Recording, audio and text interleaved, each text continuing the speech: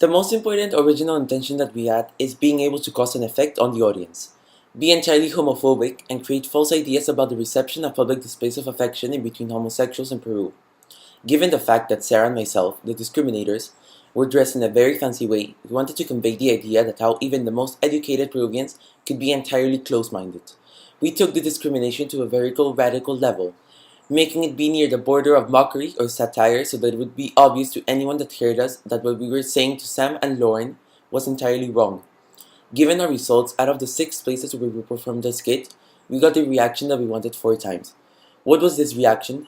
Having once walked away, a person near Sam and Lauren would take your picture since we had refused to take it. This idea we had since the very start. It initially was very clear and defined, but we began developing different concepts that would make the idea be much clearer, such as having the persons that discriminated appear very fancy. This could relate to one of the ideas that we developed a lot, which were the costumes. Although this sounds a little unimportant, the actual way that the homosexual couple dressed could help enhance the fact of their sexual orientation, as well as Sarah's dress and my blue pants and polo.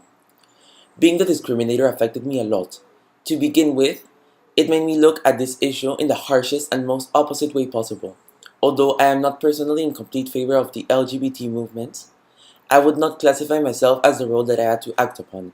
I had to act and set my mind in a way that I tried to convince myself that what Sam and Lauren were doing, which was holding hands and hugging, was simply wrong.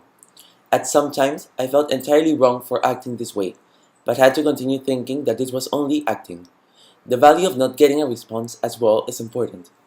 It served us for perfecting, realizing that we had to do things such as being closer to the people we wanted to be spec actors or other different features. It let us know also that not everybody was passionate about this topic and some were simply indifferent. A socially responsible solution about this topic is for there to be mutual respect. If one does not agree with the sexual orientation of a person, they have to respect their decision. They do not always have to cheer them or be totally in favor, but not be the entire opposite and discriminate them and make them feel very bad about themselves. Through the skit, we let the people around our act be empathetic, and those who offered counsel to Sam and Lauren were caring and showed respect to their orientation. Within myself, I try to be a risk taker, try to vouch my point of view in public, with no oppression or fear. But however, basically, the most important trait that we can relate to this is a lack of open-mindedness that both Sarah and myself exhibited.